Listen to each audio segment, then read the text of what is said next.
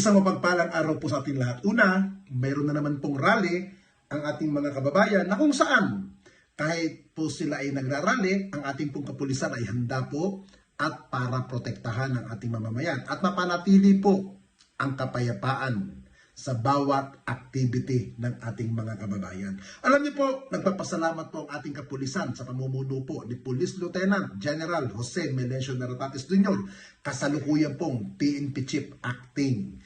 Now, nagpapasalamat po sila dahil nung nakaraan rally naging mapayapa at dahil po yan sa cooperation ng bawat organizer sa ating kapulisan na kung saan wala pong nangyaring kaguluhan. Kaya po, malaking bagay po ang inyong ginagawa sa mga organizer na kahit ka po yung nagpapahayag po kayo ng mga saloobin natin laban sa gobyerno at mga gusto natin iparating sa ating gobyerno, nakikinig po ang ating kapulisan para po matugunan at gusto din po nila na maging ligtas ang bawat dadalo sa rally pong ito. Sana naman po, ngayon pong nalalapit po ang November 30, na kung saan yung Trillion March,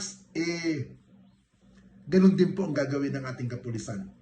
Ang magbantay at mapayapa ang mga pagkilos po ninyo. Basta po, wala pong problema kung ano po ang inyong gustong hinaing masabihin o iparating o saloobin, ginagalang po yan ng ating kapulisan.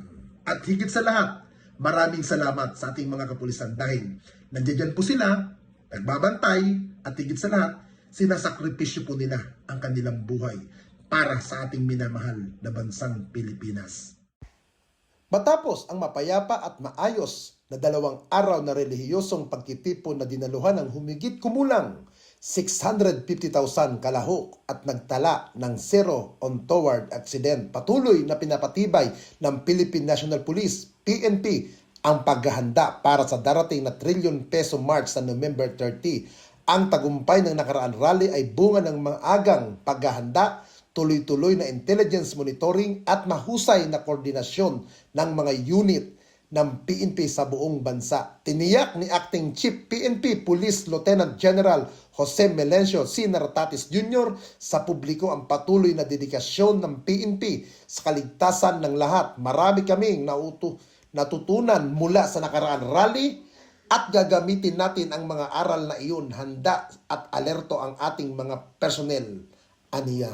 Dagdag pa niya, nakahanda tayo para sa trillion peso march. Malinaw ang guidance natin sa ating police. Maximum tolerance sa mga mapayapang sasali at zero tolerance sa anuman uri ng karahasan o illegal na gawain. Hinihikayat namin ang lahat na sundin ang mga tagubilin ng ating mga pulis, igalang ang kapwa kalahok sa rally at tugunan kaming mananatiling ligtas at maayos at pagkitipon.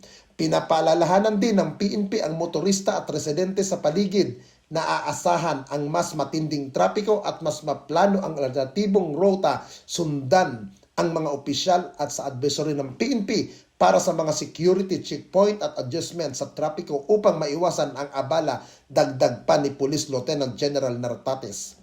Kasama sa paghahanda ng PNP ang pre-deployment personnel sa mga strategic point, handang medical assistant team at aktibong koordinasyon sa mga lokal na pamahalaan upang agad na makaresponde sa anumang aksidente o emergency ayon kay Police Lieutenant General Naratates.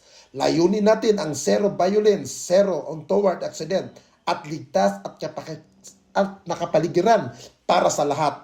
Pahayag naman ni PNP spokesperson Police Brigadier General Randolph T. Tuanyo tungkol sa kooperasyon ng publiko. Nais namin maramdaman ng mga dadalo sa pagtitipon ng mga kasama sila nang walang mangamba. Simple ang mensahe namin, makiisa sa atin seguridad, iwasan magdala ng bawal na bagay at laging unahin ang kaligtasan. Nananatiling nakatuon ang PNP sa pagpapatupad ng direktiba ni Pangulong Ferdinand Romales Marcos Jr. hingin sa kapayapaan at seguridad upang matiyak na mamamayan ay makapagpahayag ng kanilang karapatan habang nananatili ang kaayusan sa buong bansa.